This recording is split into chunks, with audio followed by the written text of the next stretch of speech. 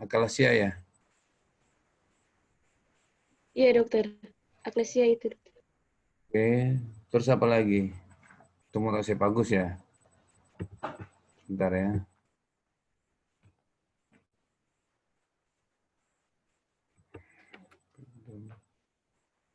Semua udah lihat ya? Di mute kan yang lainnya. Sudah dok.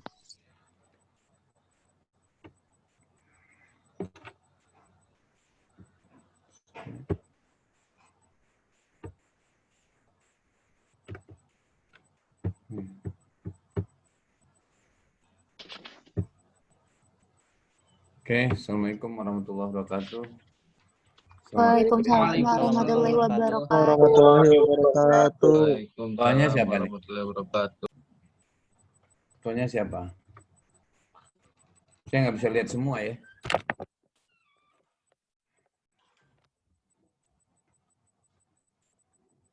Oke, kita bicara tentang apa? Kedengaran ya? Terdengar Kedengaran nggak? dokter. Terdengar dokter. Kedengaran Jelas ya? dokter. Jelas ya? Jelas dokter. Oke. Jelas dok. Materinya cukup banyak nih, mungkin 2 hari ya. Ya kan? Sekarang upper GI aja dulu, nanti baru lower GI. Yang appendix sekarang pembusuhan dengan osefagus ya. Dengan saluran cerna bagian atas, terutama bicara tentang penyakit-penyakit osefagus, gaster, dan nanti dibarengi dengan appendicitis, hernia, terus tumor-tumor di kolon ya, saluran cerna bawah. Sementara HPB nggak tahu siapa yang ngasih materinya. Oke, sudah kenal sama saya semua kan? Oke. Ya, bicara tentang akalasia. Apa itu akalasia? Oke, akalasia adalah satu gangguan ya yang kelainan yang ditandai dengan tidak adanya ya absensnya dari pergerakan pergerakan osefagus ya di daerah lower esophageal sphincter. Jadi antara sambungan osefagus dan gaster itu namanya adalah LES ya, lower esophageal itu ya. Kemudian sini mengalami suatu hipersensitivitas lebih kurang 50% pada sebagian pasien. Kemudian ada gangguan berupa functional obstruction. Jadi dia tidak bisa masuk makanan ataupun cairan masuk ke dalam gastroesophageal junction. Apa sih gejala dan tandanya itu disebut akalasia? Ini memang penyakitnya paling jarang. Akalasia itu ditandai dengan adanya suatu dispagia, nyeri waktu nelan, ini paling umum ya. Kok sakit nelannya, terganggu menelannya ya, dispagia. Kemudian seperti regurgitasin, itu seperti makanan itu dari lambung mau keluar aja. Ya, sudah dimakan makanan itu penyakit GERD namanya. Ya, gangguan esophageal reflux ya. Kemudian biasanya disertai dengan nyeri dada, chest pain. Jadi bukan dia sudah ada gangguan menyeri nelan, kemudian ditandai dengan adanya stents. Kemudian ada heartburn. Heartburn itu panas, terasa panas dadanya. Kemudian ditandai dengan karena dia asupannya kurang, otomatis ditandai dengan kehilangan dari berat badan. Oke. Nah, ini kelihatan ya slide-nya ya? Terlihat Terlihat dok. Terlihat. Ya. Bagaimana saat mendiagnosis suatu itu disebut akalasia? Secara laboratorium itu tidak dapat dijelaskan, tapi secara pemeriksaan ronsen itu ditandai dengan khasnya dari akalasia adanya bird break. Yaitu ronsen itu gambaran dengan gambaran kolon induk atau osephagomah duonografi itu seperti ada gambaran paru burung, ya. Kemudian dia diperiksa dengan osephagomanometri, di kita nggak ada, ya Di Indonesia jarang kita gunakan esophagometry. Biasanya didapatkan incomplete less refraction. Jadi tidak ada relaksasi ya dari oesophagus itu. Kemudian adanya prolong esophageal ya, gastroesophageal kita bisa dilihat di adanya reflux di kemudian adanya kita lakukan esophago gastroduodenoskopi di endoskopi ya. Endoskopi kita mendiagnosis tidak hanya sebagai akalasia tapi bisa mencari apakah ada kanker atau gangguan daripada kelainan daripada lambung.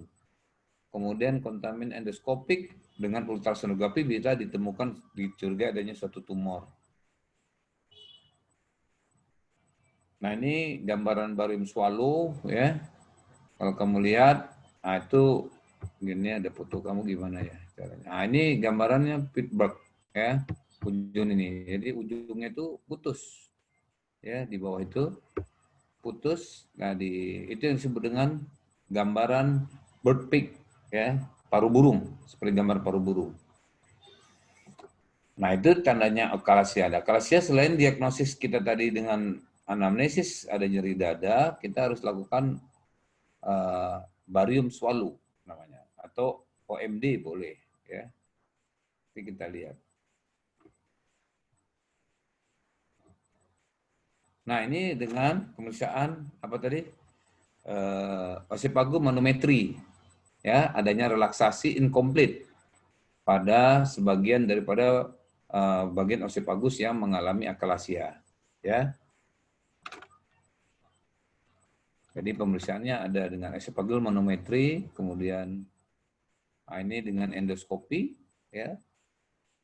Kita lihat penyempitan, dia tidak masuk ke dalam gaster, jadi ada ini yang disebut LES, ya, lower esophageal sphincter. Oke. Kemudian, bagaimana terapinya, pada tata laksananya? Banyak macamnya, ya. Bisa kalau dokter penyakit dalam biasa dikasih obat-obat farmakoterapi, ya bisa dengan botulinum toksin, ya atau dengan esophageal dilatasi atau dengan operasi bagian pembedahan. Biasanya yang sukses itu bagian pembedahan karena yang farmakoterapi, botulinum toksin dan esophageal dilatasi itu sudah ditinggalkan, ya sudah ditinggalkan. Nah, ini clinical algoritmanya. Jadi bisa barium swallow, terus dengan manometri dicurigai ada suatu ini, kita lakukan laparoskopik myotomi. Ya. Bisa dengan teknik laparoskopi, bisa dengan pneumatic dilatation. Ya, ini algoritmanya. Nah, adapun guideline dari Amerika, biasanya mereka ya ini menggunakan dengan teknik-teknik prosedur endoskopi, ya pneumatik dilatasi dipasang balon, ya masuk lewat endoskopi, kemudian dilakukan pada pasien-pasien, ya nanti disuntik dengan botulinum toksin. Nah ini farmakoterapinya kasih nitrat, kalsium channel blocker, ya antikolinergik, ya opioid dan lain sebagainya. Nah ini dikasih botulinum disuntik ya lewat endoskopik juga. Ya ini jarang di kita nggak ada, di Indonesia nggak ada ini. Ya botox injection tadi botulinum toxin injection namanya ya lewat endoskopi juga. Ini ya keuntungannya aman ya biasanya. Apa keuntungan dari botox ini aman, tapi tidak untungnya dia akan menyebar ekspensif dia ya jadi melebar kalau tidak tepat ya jarang sih yang tepat sehingga hilang ya. Nah, ini pneumatik dilator jadi masuk dengan alat endoskopi kemudian dipasang balon di situ dilebarin jadi kalau nyempit dilebarin dengan balon ya biasanya ini bisa dilakukan penyakit dalam tapi juga alat seperti ini jarang ada ya dan ahli penyakit dalam jarang melakukannya. Dan sekarang semua diambil oleh bedah digestif. Ya, diambil alih bedah digestif karena resiko-resikonya biasanya perdarahan. Mereka dari ahli penyakit dalam biasanya sulit menangani kalau sudah komplikasi. Akhirnya kita ambil alih oleh bagian bedah digestif. Nah, ada prosedur-prosedur dari esophageal dilatation ini ya, tentunya kita lihat dengan fluoroskopi ya, melalui fluoroskopi kita lihat adanya perforasi enggak ya, kemudian dilihat ada otot-ototnya rusak enggak ya. Kemudian nah ini keuntungan apa sih untungnya dilatasi dengan botox ya. Kemudian surgical treatment. Nah, ini bagian pembedahan. Biasanya tuh dengan pembedahan biasanya keberhasilannya excellent. Ya, hampir 99% tidak kambuh kembali. Tapi dengan teknik yang lama itu sangat kembali. Ya.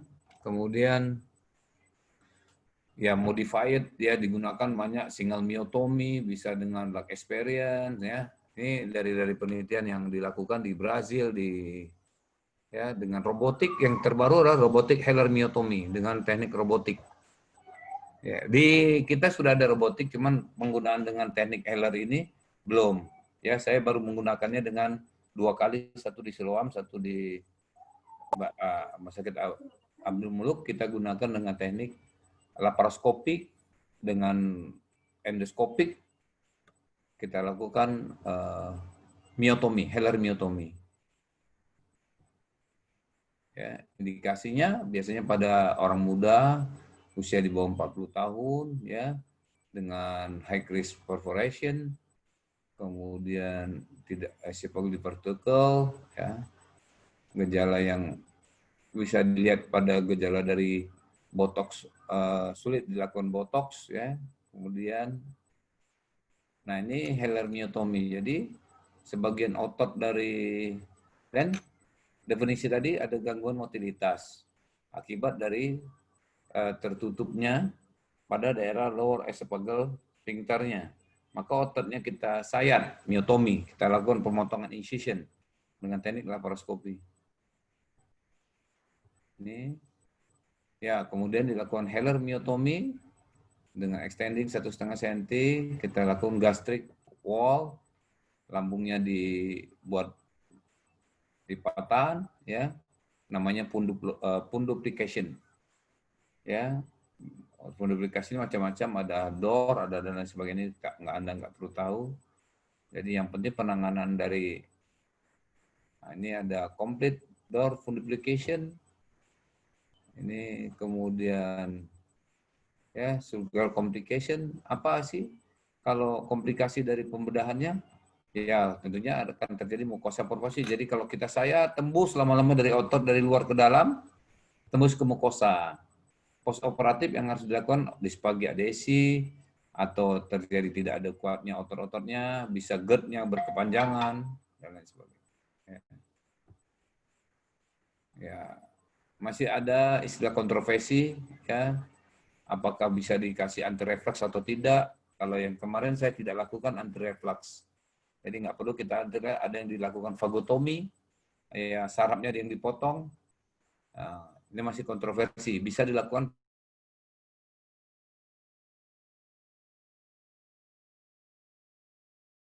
dengan keberhasilannya. Ya, ini pembandingan dilatasi dengan pembedahan, bagus lagi pembedahan ya. Oke. Nah, ini terakhir yang ditemukan yang terbaru adalah POEM, oral endoscopic myotomy. Ya, tentunya dia dengan endoskopi, ototnya dipotong dari dalam lewat endoskopi. Ya. Nih, masuk alatnya. Kalau tadi dengan itu di luar, kalau ini dari dalam. Ya, dari dalam dari mukosanya ditembusin, alatnya disobek dalam ototnya.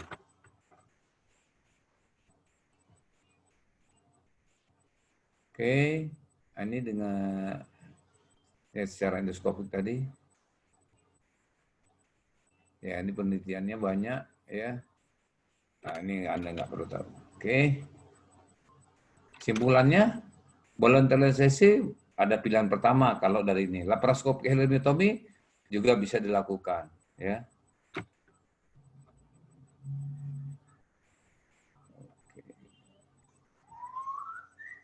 Ini hanya penelitian saja.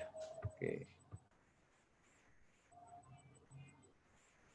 Jadi yang penting sama Anda adalah apa sih definisi, gejala klinis, pemeriksaan fisik, kemudian dan tata laksana. Ya, bukan teknik operasinya, tapi tata laksana apa yang harus dianjurkan.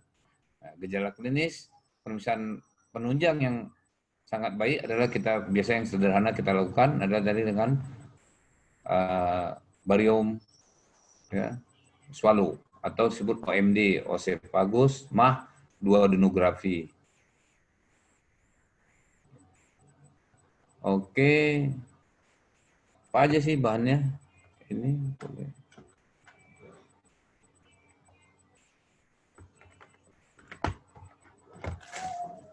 Ada yang nanya nggak? Ada yang bertanya nggak?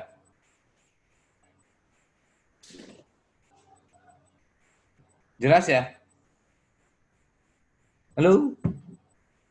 Halo dokter, sepertinya jelas dokter. Jelas ya? Mas Ya. dokter. Ya, nanti kalau ada pertanyaan boleh disampaikan. Ada yang kurang jelas. Ini saya nggak tahu bahannya apa lagi ya. Tumor ya, tumor bagus ya. Saya cari dulu ya. Sebentar, tumor bagus.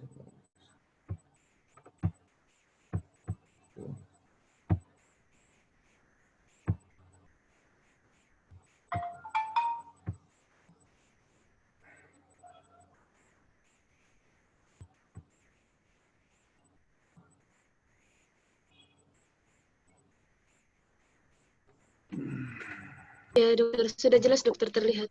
Oke. Terlihat dokter. Ya, ini tumor baret bagus ya. Ya. Musiknya juga.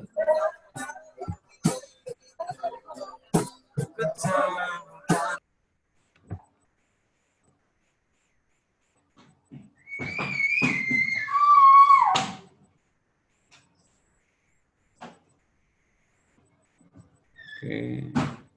Ya, ini pakai bahasa Inggris semua nih.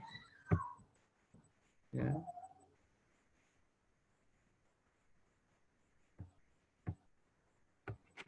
Sebentar.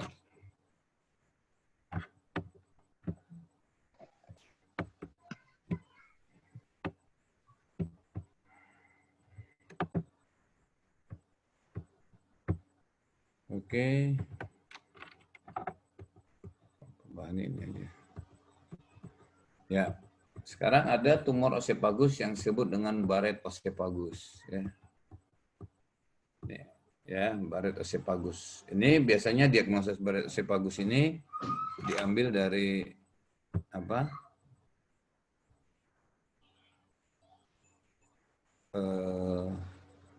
PA, patologi anatomi. Apa itu pose baret?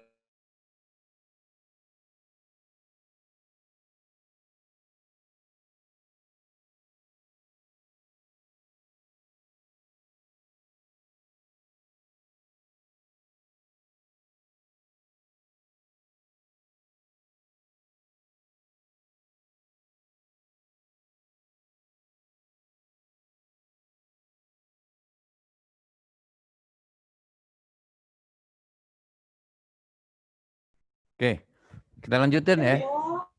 Kelihatan ya? Kedengaran? Kelihatan dok. Terlihat dokter. Oke. Terdengar dokter. Oke. Kita lanjutin. Ternyata sinyalnya ini lagi mendung soalnya. Ya, yang di Lampung banyak ya? Sangat banyak, Dok. Sangat banyak. Kok saya mati tiba-tiba? Langsung putus. Oke. Ya, sekarang tadi kan akalasia. Kita bicara tentang tumor-tumor osefagus. Nanti di tumor osefagus ini pakai yang slide ini aja, ya. Apa sih tumor osefagus itu? Tumor osefagus umumnya bersifat ganas, ya. Semua tumor osefagus tidak ada yang jinak, ya. Semuanya hampir sering adalah ganas, ya. Dan lebih banyak, maksudnya bukan tidak ada yang jinak, tapi lebih banyak yang ganas, ya. Tentunya osefagus itu bergeraknya lambat, ya. Jadi prognosisnya itu jelek kalau sudah mengalami agungan obstruksi. Kemudian survivalnya kalaupun tidak dilakukan itu 30% akan meninggal dunia. Ya. Nah, ini anatomi osefagus. Nah, nanti kamu lihat daerah-daerah sini ada daerah penyempitan antara lambung tadi disebut dengan apa tadi? LES, ya. Oke. Kemudian, nah ada yang jinak, ya, yang jinak tapi nggak banyak, ya. Pada umumnya bersifat GIS, ya, atau leukemia pada ototnya, ya. Biasanya gejalanya asimptomatik kalau yang jinak, ya. Ini yang paling tidak sering, ya, atau tidak umum itu fibrovaskuler, adanya polip di pembuluh darahnya. Kemudian ada papiloma, lipoma itu jarang sekali, ya. Kemudian yang paling berat, yang paling besar adalah yang disebabkan gejalanya berupa disfagia, mirip dengan akalasia, juga ada chest pain, ya. Kemudian ada obstruksinya kalau sudah membesar, menutupi dari seluruh lumen osefagus, ya. Oke. Kemudian, nah ini yang tadi esophagus leukemia, yaitu tumor jinak pada osefagus. Ya, ini juga di antara tumor-tumor osefagus yang paling jinak, ini juga paling sering, ya. Paling sering dan biasanya mirip dengan di tempat-tempat bowel, ya, small bowel. Tetapi jarang di kolon. Jadi tumor leukemia ada di osefagus, ada di usus halus. Tapi di usus besar jarang, ya, tidak ada malah sekali. Ya, kemudian gejalanya biasa asimptomatik, kemudian nyeri biasa disertai dengan disfagia juga. Kalau dia tumor biasanya ada melena, hematemesis, muntah darah, ya. Nah, ini terjadi pada laki-laki usia muda paling sering, ya. Kemudian ditemukan atau sering di daerah, jadi osefagus itu dibagi 3, ada proksimal, ada middle, ada distal. Jadi yang leukemia terletak pada distal bagian bawah dari osefagus. Oke. Ya, biasanya sendiri, tumornya tuh sendiri. Ya, nggak pernah ada multiple itu atau banyak gitu. Biasanya satu terus tapi membesar. Kalaupun banyak, paling dia hanya sekitar 3% saja. Ya, leukemia. Dan saya belum pernah nemuin ini. Oke. Kemudian bagaimana menandainnya? Biasanya kalau leukemia itu tandanya dia smooth, ya, halus. Kemudian tepi-tepi daripada tumornya itu sangat rapi dan tajam. Ya. Dan biasanya menyerang di daerah intramural, daripada masanya di intramural itu menyebabkan terjadinya penyempitan pada lumen. Jadi lumennya pasti menyempit. Nah, biasanya terjadi kalsifikasi, kemudian jarang bersifat ulceratif. Jadi tidak akan membentukkan gaung atau ulkus. Ya, tumornya nggak akan terjadi ulkus dan tidak pernah, ya, jarang.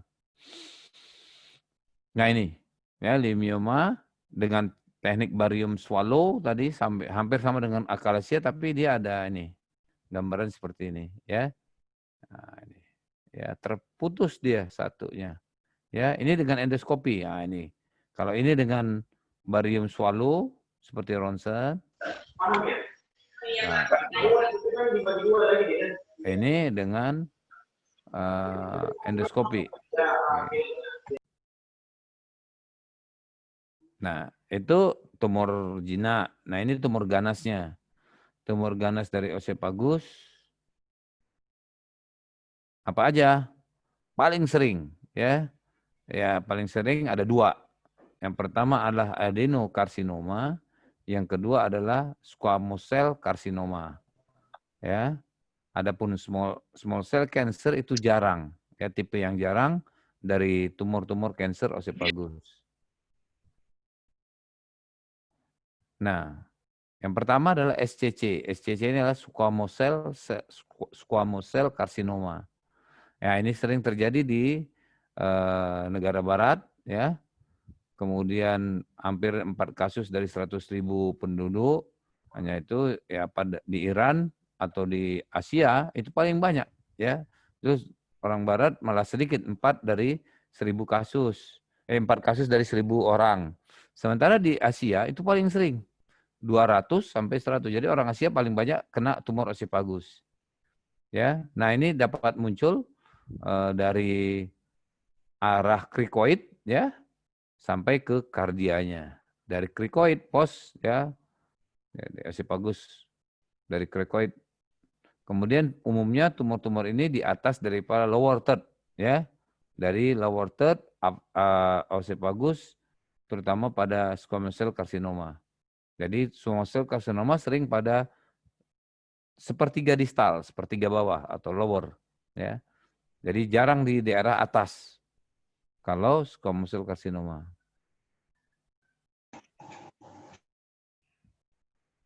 Nah, bedanya dengan adenokarsinoma, kalau adenokarsinoma itu muncul di sepertiga bawah oesophagus, merupakan dari yang saya bilang tadi baret oesophagus, dia pada hampir di daerah perbatasan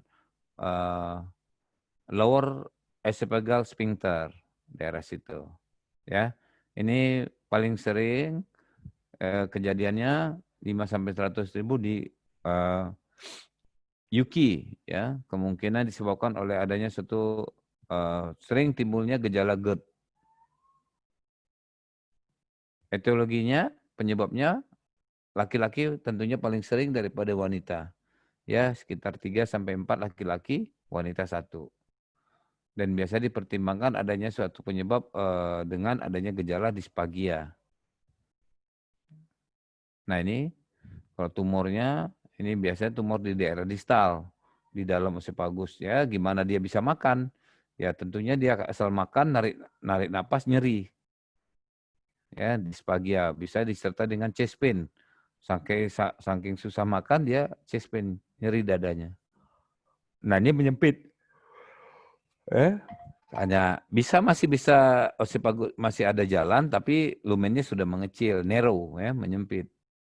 Nah, ini lebih sempit lagi. Kalau tadi tertutup, ini masih ada, ini menyempit lagi. Nah, apa sih penyebabnya yang sering tadi penyakit dengan tumor oesophagus di squamous cell carcinoma adalah sering penyebab alkohol. Kalau di dunia barat alkohol, peminum, ya, alkoholik. Kalau di kita, di Indonesia, di Asia banyaknya karena kebanyakan merokok, tobacco smoking. Ya. Kemudian bisa disebabkan oleh struktur, yaitu minum-minuman kayak korosif, ya, orang yang misalnya ingin bunuh diri makan minum air pembersih lantai, ya itu bisa, ya. Kemudian bisa juga gejala yang mirip dengan akalasia, kemudian papillomavirus infection, kemudian ada namanya Plummer-Vinson syndrome, telosis dan lain sebagainya. Bisa juga karena radiasi. Sering terpapar, bukan karena baru sekali radiasi, tapi dia belum tentu akan terkena dengan penyakit tumor oesophagus ini. Nah, ini yang paling sering, apa tuh carcinogenesis, yaitu yang faktor-faktor yang bisa menimbulkan penyakit tumor oesophagus ini, itu tobacco, ya, terutama rokok, ya, kemudian alkohol, ya, kemudian obat-obatan, vitamin A, vitamin C dosis tinggi, ya, dan lain sebagainya, kekurangan vitamin, ya, nutritional deficiency kalau kita kurangan vitamin, kemudian physical factor, trauma, ya, sering minum minuman yang panas dingin, ya, hot food or drink, ya, makanan panas, ya, atau minuman panas, ya, nah, itu bisa menimbulkan terjadinya karsinogen, ya. Oke. Kemudian, apa gejalanya? Sama, hampir umumnya disfagia ya, nyeri nelen. Ya, beberapa bulan kemudian hanya bisa masuk cairan saja, yang nasi apa dan lain sebagainya tidak bisa masuk. Lama-lama obstruksi ya. Obstruksi nggak akan terjadi kalau kansernya jauh dan akan berlanjut. Nah, gejala disfagia ini ya tentunya orangnya merasa nyeri terus ya. Kemudian ada tanda-tanda sering di daerah mediastinumnya ya. Gangguan di daerah mediastinum. Gejala lain ya biasanya mulutnya bau ya, halitosis ya. Kemudian berat badannya turun. Gimana nggak berat turunnya, mau makan aja nggak bisa, nggak ada yang diisi. Jadi ini kemudian batuk ya setelah minum ya, kita takutkan kalau sudah menutup di daerah sana, air yang kebanyakan minum tumpah masuk ke saluran pernapasan. Jadi terjadi aspeksia. Nah, bisa hematemesis, muntah, hoarseness, suaranya hilang kalau udah penekanan dari nerve ya.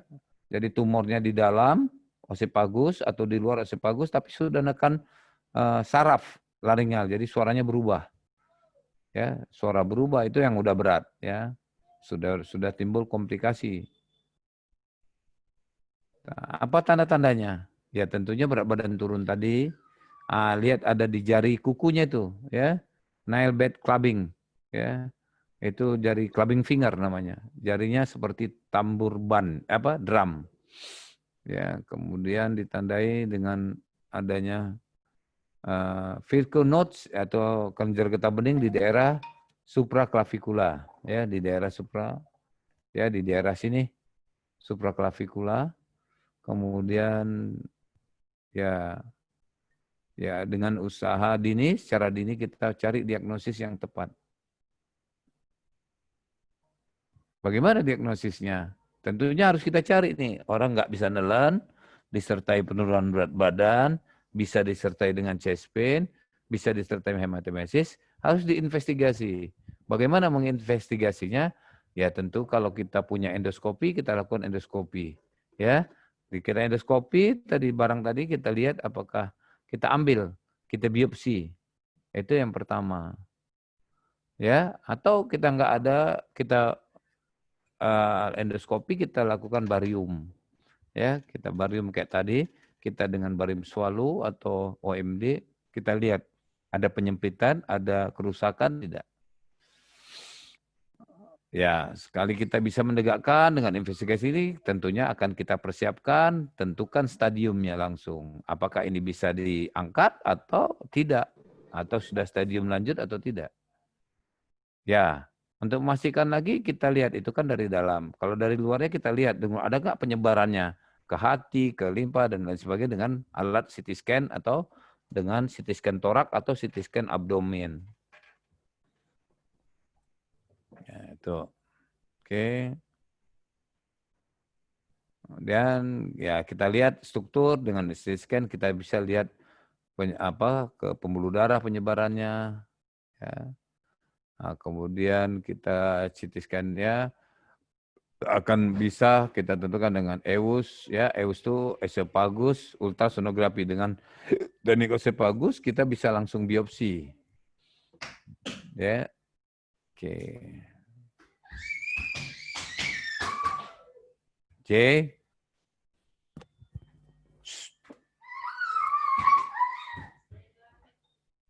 Diagnosis ya, tadi ada nyeri dengan double kontras atau disebut kontras barium, ditemukan adanya irregularity ya, dari lumennya tidak tampak narrow ya, sudutnya tajam, lumennya itu tidak bulat tapi ada seperti ketajaman seperti sudut ya. Ini nanti ada gambarnya. Oke. Ya, nih ya, deteksi dengan barium swallow, endoskopi, biopsi, sitologi. Ya. Ya kadang-kadang dengan endoskopi orang lakukan biopsi nggak tepat juga ngambilnya, jadi salah diagnosisnya. Ya, ini diagnosis stagingnya. Ya kita evaluasi penyebaran tumornya, lihat ada nggak di tumor apa pembesaran kerja getah bening atau nodul di bagian mediastinum. Dilihat ada penonjolan nggak di liver metastasis. Ya, tentunya dengan CT scan. Ya, lakukan pemeriksaan fisik diagnostik tadi di supraklavikula, adakah pembesaran kelenjar. Kemudian tes enzim, liver enzim, kita lihat. Kemudian kita ronsen kardiografi, adakah penyebarannya. CT scan lebih baik. Ya, ya, atau dengan endoskopik ultrasound, EUS tadi. Ya. Nah ini, ya, jadi tumornya nggak menyempitkan lumen, tapi tumornya membesar. Ya bisa aja dari luar ke dalam, bisa dari dalam keluar. Ini dengan EUS, ya bisa ditentukan stadiumnya sudah menyebar kemana. Nah, ini dengan barium swallow tadi, atau dengan ya. Nah, obatnya apa? Ya, ya tergantung lokasinya tadi, sebelah atas atau bawah, ukurannya, ya. Kemudian bisa ada nggak penyebarannya, kemudian sel tipenya apa, squamous cell atau hanya epitel saja yang terkena, gitu. Ya obatnya banyak, pengobatannya ya tentunya surgical, ya pembedahan. Pembedahan kalau di SCC di lower kita bisa persiapkan untuk supaya tidak menyebar, kita lakukan namanya reseksi atau esophagus continuity, kita beri potong gasternya ya dengan gaster osefagonya, kita potong osephagusnya, osephagectomy ya. Kemudian bisa setelah itu radiasi, kalau dia berat dengan SCC itu sensitif. Ya bagus sekali dengan radiasi. Malah dia dengan kemoterapi tidak baik. Ada yang dengan kemoterapi saja. Kalau ya ini ada kemoterapinya bisa dengan cisplatin, ya multimodality treatment, cisplatin fluorouracil bisa. Kemudian dilatasi. Ya ini yang operasi yang bagus adalah tracheoesophageal fistula, bisa terjadi itu kalau kita ini kan. Ya. Kemudian apakah ada penyebaran, yang penting penyebarannya lihat ya, tekniknya juga berbeda. Ya, 70% itu kita lakukan pengobatan dengan paliatif, ya tentunya dilihat umurnya, komorbidnya, apakah dia usia tua, muda dan lain sebagainya. Ya, kita lihat untuk quality of life-nya. Dapat nggak menjamin untuk misalnya usia tua kita lakukan tindakan begini, tentunya quality of life-nya percuma aja kita operasi tapi ya tua, meninggal juga. Ya, ya secara cepat adenocarcinoma kita tentukan untuk tindakannya. Kemudian, nah ini baret ya, adenocarcinoma baret esophagus itu di les ya, lower esophagus karena perubahan ini tadi. Ya sudah ya, sudah selesai. Jadi adanya perubahan dari mukosa dari yang epitel menjadi squamous, ya. Nah itu tumor esophagus. Kemudian gaster juga ya. Oke, lanjut ke gaster. Ya tentunya kamu beda ya. Mungkin kamu punya slide lama ya. Ya punya slide lama ya. Punya nggak slide lama? Halo? Belum dok, saya belum. Belum dok. Belum ada yang punya ya? Terus nanti ini gimana slide-nya? Ya, jadi kita udah nanti satu orang nanti ke Abdul Muluk minta ke saya hari Senin boleh. Ya, nanti sebarkan ke temannya. Ya, sama kuliah berikutnya. Oke?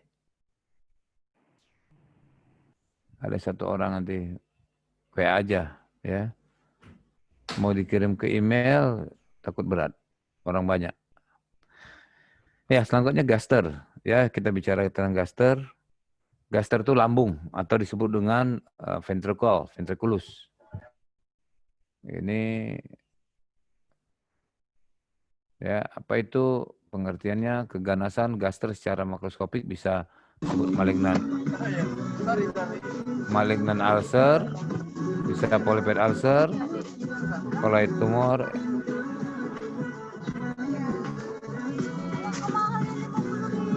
Masuk siapa tuh? Suboy lah. Diki.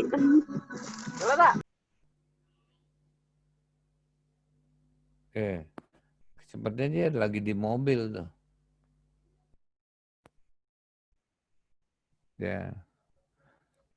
Ya, malignan ulcer, polypoid ulcer, koloid tumor, rinitis plastika. Tapi kita bicara malignan ulcer aja.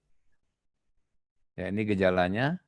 Orang dengan gangguan gases berat badan menurun, BAB-nya melena, biasanya nyeri abdomen, orangnya anoreksia, cepat kenyang, disfagia tuh jarang. Ya. Bagaimana pemeriksaan fisik? Ya tentunya kita lihat ada massa di abdomen. Ya kita pegang biasanya datang orang penderita dengan tumor gaster biasanya ada kalau dia sudah membesar terpegang tumornya atau massanya di abdomen dengan atau tanpa pembesaran getah bening di supraklavikula. Biasa juga disertai dengan hepatomegali atau karena dia mendesak dekat pankreas bisa jaundice kuning. Kalau dia sudah menyebar dia bersifat asites. Kemudian nyeri tentunya makin berat, makin besar, makin menekan nyeri sel-sel saraf. Dan bagaimana diagnosisnya? Anoreksia, cepat kenyang, ya, dengan atau tanpa pemeriksaan KGB, di supraokula, hepatomegali, asites. Diagnosis banding paling sering bisa dengan GIS atau karsinoma gaster. Ya, jadi tumor gaster paling sering GIS, yaitu gastrointestinal stromal tumor gaster. Ini CT scan, pemeriksaan penunjang, tentunya kita lihat secara gambar seluruhnya, kita bisa lihat dengan foto toraks, ya, USG abdomen, CT scan abdomen, tapi yang paling bagus adalah dengan CT scan abdomen, ya. Atau kita sekalian mau biopsi, kita bisa pakai EUS, endoscopic ultrasonografi, ya, yang seperti di bawah ini. Jadi dapat tumornya dilihat, dapat juga kita lihat mengambil ininya. Ya, pemeriksaan laboratorium kita periksa CA. Ya, biasa periksa CA yaitu coordinate embryologic antigen, AFP, alpha fetoproteinnya. Kita cek. Ya, nanti kita ada terapi dengan kemoterapi, bisa radioterapi. Nah, kita operatif bisa gastrektomi ya, potong gasternya, atau bisa dengan gastroenterostomi kita potong, kita sambung lagi dengan enterostomi, atau dengan teknik laparoskopi.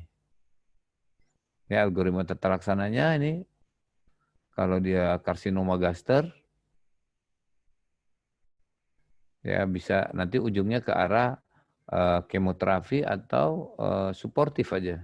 Ya kalau sudah besar kita ini. Tapi kalau dia hanya T4, kita gastrektomi aja. Lambungnya diganti dengan usus.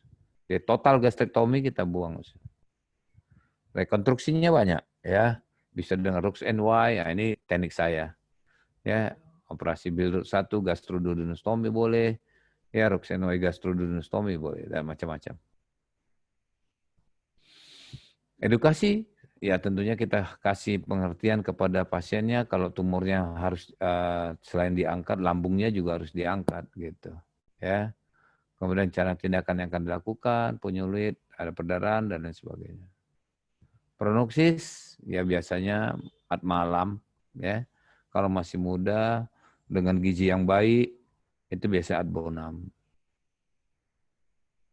Ya, tingkat evidence-nya bisa 4, tingkat rekomendasi sangat bagus.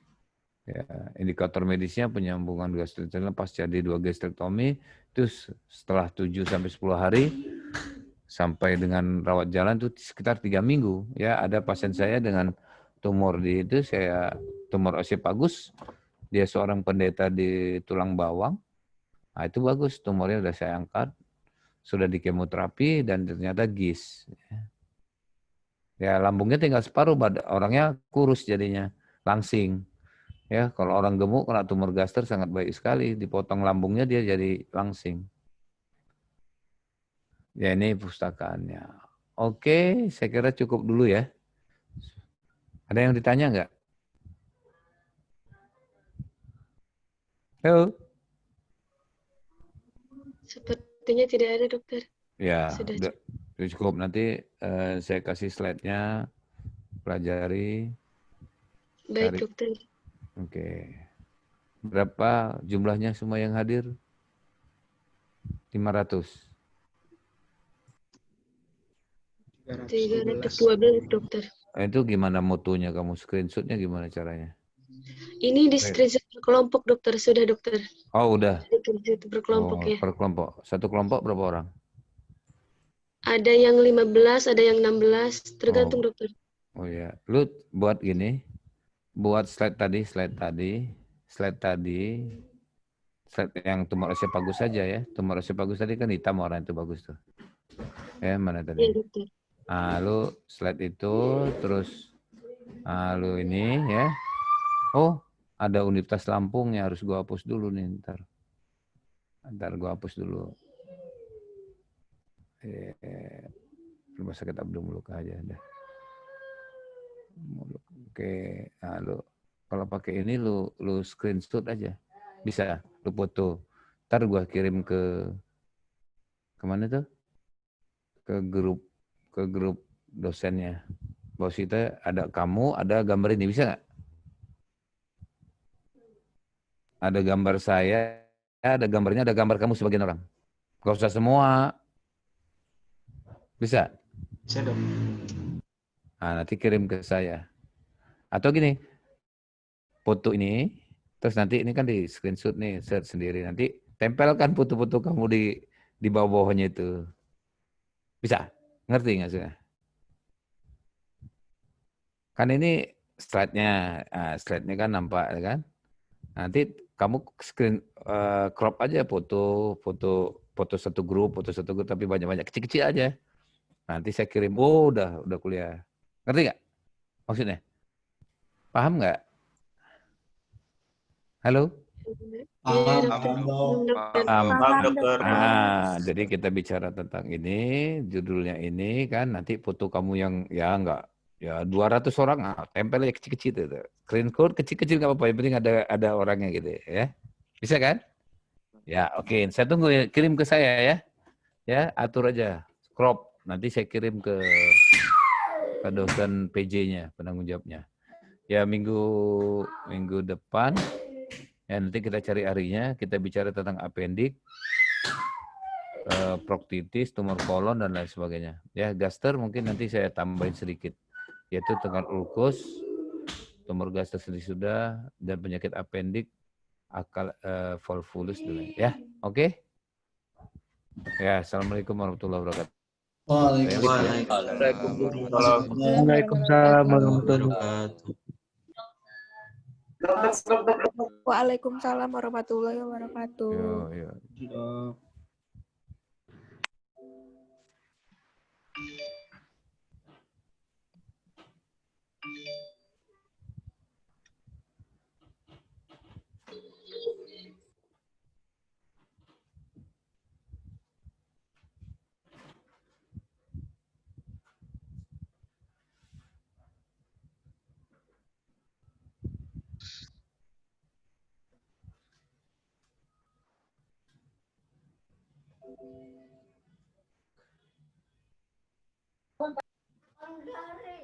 Yeah. Penggaris.